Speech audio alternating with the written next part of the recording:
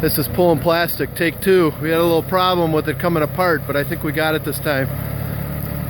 This machine was put together with parts that we found on the farm. An old field cultivator part was the frame. The roller part was old spindles from making wire for the hanging baskets.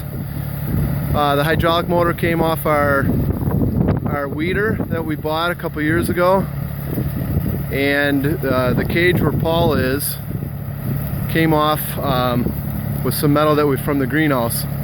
The hydraulic valve that we have on there came from a hoist system that we had for our wood burner. So as you can see,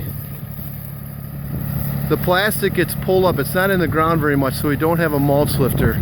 And the hose gets wound up. The hose is a little bit thicker plastic, and it gets wound up. It can have some tension on it without causing a problem. But the power is coming from the tractor, hydraulically driven. Paul's controlling the speed, and Nick is just driving a certain RPM and speed just to keep it running. Sometimes the plastic comes apart, like during the year if we mow over the top of it and we catch it. But for the most part, if you can keep that plastic together, the plastic will roll up really nice, even if there's weeds.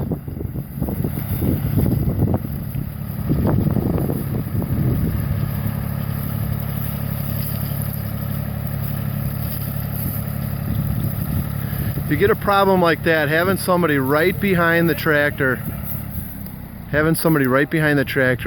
they'll be able to pull that up as it's going, and then it'll pull up nice. That's this time, since I'm doing video, I wasn't able to pull that up. That's normally my job, or it'll be somebody else's job.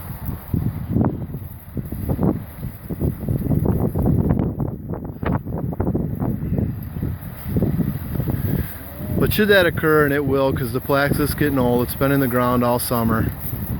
Should that occur, you just stop, you put it back on the reel, and it'll start rolling itself back up.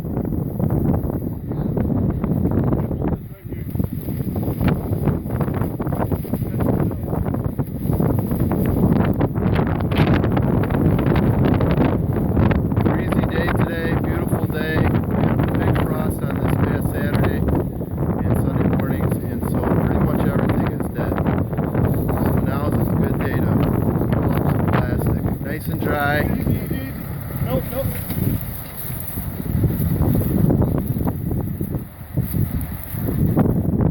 Since it is windy, you gotta watch for flyaway plastic.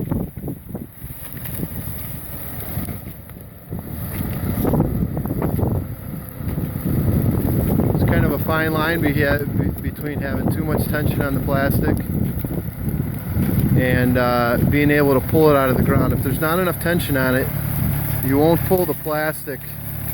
You'll get problems like that with weeds. But if you have a right amount of tension on it, it'll roll up really nice, pull through those weeds well. But you don't want it too tight, otherwise when you get to the end to try to get that to come apart, you have a problem with the plastic coming off the spool.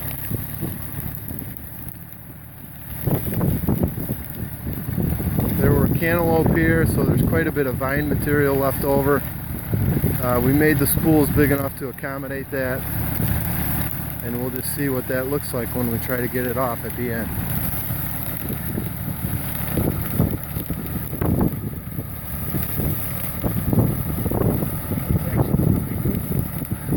We've been after Nick a little bit to keep the tractor straight on the bed so that it winds right in the middle.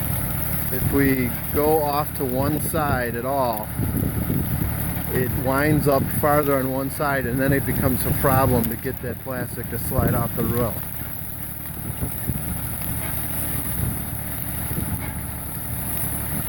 So we're about 20 feet from the end.